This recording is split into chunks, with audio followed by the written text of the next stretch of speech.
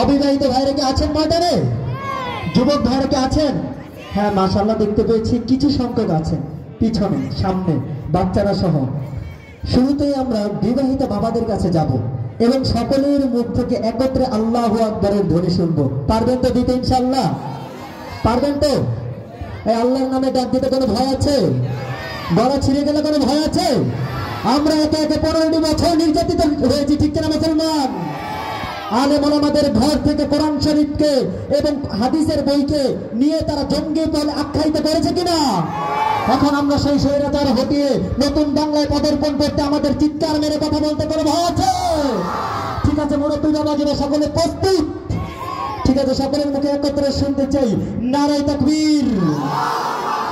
হ্যাঁ, এখন শুধু বৃদ্ধ বাবাজিরা এবং বিবাহিত ভাইরা সবাই একসাথে, যুবক ভাইরা সকলে চুপ থাকবেন, বিবাহিত ভাইরা নারে তাকবীর। আচ্ছা, মাশাআল্লাহ, চমৎকার সাউন্ড ছিল। এখন দেখি অবিবাহিত ভাইরা কি আজকে আপনাদেরকে হারিয়ে দিতে পারে কিনা। অবিবাহিত যুবক ভাইরা কি প্রস্তুত? ঠিক আছে, দেখা যাক নারে তাকবীর। মাশাআল্লাহ, এমনটা মনে হচ্ছে যে যুবক ভাইরা ময়দানে নেই, যাদের উদ্যোগে আজকে এই মাহফিল করা হলো। সকলে চলে আসুন। মাশাআল্লাহ, আমি দেখতে পাচ্ছি মাঠের কানায় কানায় কোনায় কোনায় অনেক ভাই এসে দাঁড়িয়ে গেছেন।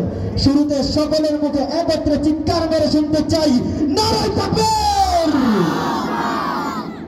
পরিবেশন করছি কি নরম নাকি গরম? ঠিক না মুসলমান? যদি আমরা ঘরে বসে থাকি তাহলে কি আমাদের কোনোদিন জয় হবে?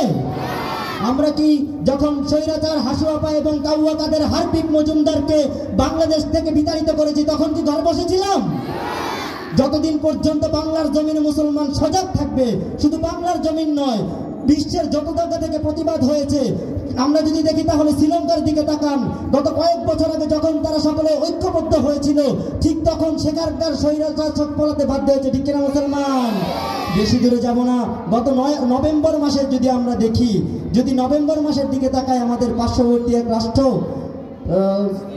সিরিয়া, সেখানে মুসলিমরা বিপুলভাবে ঐক্যবদ্ধভাবে হয়ে নারায়ে তাকবীর আল্লাহু আকবারের স্লোগান দিয়ে যখন তারা সামনে অগ্রসর হয়েছিল, তখনকার সেইখানকার শয়তান পালাতে বাধ্য হয়েছে, ঠিক কিনা মুসলমান?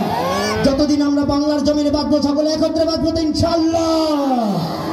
আমাদের কপালে বুঝি শান্তি না, আমাদের কপালে বুঝি শান্তি না। এখন মনে হয় আমাদের শান্তি ফেরার টাইম হয়েছে, কি বলেন? আমরা সেই সব শাসকদেরকে দেখতে চাই, সেই সব লোকদেরকে দেখতে চাই যারা আমাদের কপালে শান্তি এনে দিতে পারবে, কি বলেন মুসলমান? মনে রাখতে হবে, আমরা সামনে যাদেরকে বড় বড় পদে বসাবো, বড় বড় উচ্চ পর্যায়ে ভোট দিয়ে নির্বাচিত করব, মনে রাখতে হবে তারা যেন ইসলামিক মাইন্ডের হয়। শুধু আমি এটা বলবো না ইসলামিক মাইন্ড হলেই যে সে গুনাহ করবে না, এটা কিন্তু কখনোই অসম্ভব না, ঠিক কিনা মুসলমান? একজন হিন্দু সেও কিন্তু ভালো কাজ করে কিনা? হ্যাঁ, অতএব আমাদের সকলের সজাগ দৃষ্টি রাখতে হবে, আবার যেন কোনো স্বৈরশাসক বাংলার জমিনে মাথা উঁচু করে দাঁড়াতে না পারে, ঠিক কিনা মুসলমান? সবাই একসাথে বলেন, আমাদের কপালে বুঝি শান্তি না, আমাদের কপালে বুঝি শান্তি না।